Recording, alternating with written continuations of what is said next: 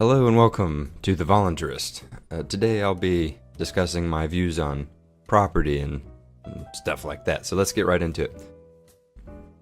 The concept of property is just a belief in a relationship between an owner and a possession.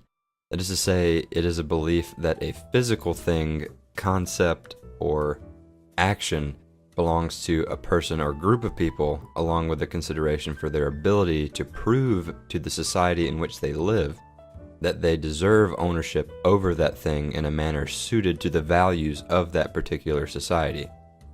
It's a tool used by human beings to minimize conflict by assigning the responsibility and rights over certain things to certain people. To quote Ludwig von Mises, in Chapter 24, Section 4 of Human Action, private property is a human device. That was a shameless appeal to authority, but you can take it or leave it for what it's worth. Because property is a relationship between the owner and the possession, it can only exist in the presence of a being who believes in the relationship, just as nothing would have value if people didn't exist to give things value. As such, the idea of ownership could have existed long before any human society, but in those cases of individuals choosing whether something belonged to them or not, they only had to satisfy their own values to determine ownership. In other words, because they were by themselves, they only needed to decide if they wanted the object or not. Once people began living in larger numbers, ownership over things became a point of conflict. So societal values developed to determine who actually deserved to own the things in question. This is just how I theorize the birth of property rights, so take it with a grain of salt. Making claims to ownership and defending it are actions. Actions are real. These actions are informed by the value we place in the concept of ownership. Concepts are not real, but they do directly inform actions, which are real. To say something is real is to equate it to matter, or the interactions between matter. Actions fall into the latter, but concepts such as ownership don't exist in the physical world, only within the mind. Because of this, the criteria individuals use for acting to claim, respect, or violate property lines is highly subjective to individual or societal values.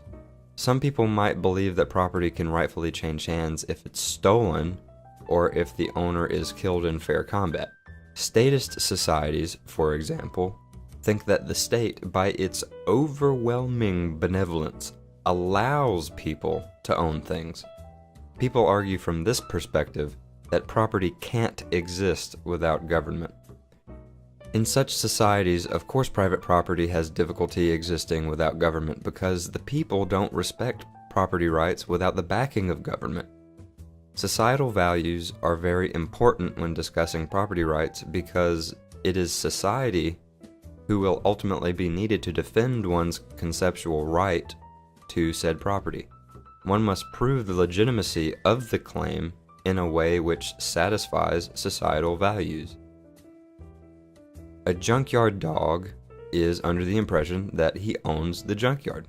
He believes it's his, so he defends it. A relationship is not physically real. It doesn't exist in the real world. Property is a relationship we believe exists between an owner and an object, concept, or action. Furthermore, we observe interactions between things to inform our beliefs about the world around us. The dog found a bone, chews the bone, enjoys the bone, and wants the bone to himself. These physical interactions between the clump of mass called dog and the clump of mass called bone have informed the dog of his relationship to the bone. As such, he believes that he owns the bone and will attack things which come between him and it. We are the same way, though humans across many differing cultures have learned to accept varying interactions as viable proof of ownership and to ignore others. Common law held that enclosing a plot of land with a fence or some kind of structure granted property rights to the person who labored to build the structure. This satisfied a societal value for physical labor in the acquisition of new property. Other laws stated that if the owner of the property didn't use the land for an extended period of time, pretty much anyone could take it. The terms of this exchange satisfied a societal value for the efficient use of property. I'm not condoning these laws or values, I'm only using them as examples of property rights being linked to common views held by groups of people. In closing, I just want to say that none of this is intended to say property is dumb or useless. I'm just trying to accurately identify what ownership really is so that I can defend it from a moral, philosophical perspective. I care a lot about philosophy and ownership, neither of which are physically real. They don't really exist. So why do I care? Because they are each incredibly useful social devices that have proven very valuable in improving the lives of countless people. So while property rights may not technically exist, I still consider them to be incredibly valuable to humankind.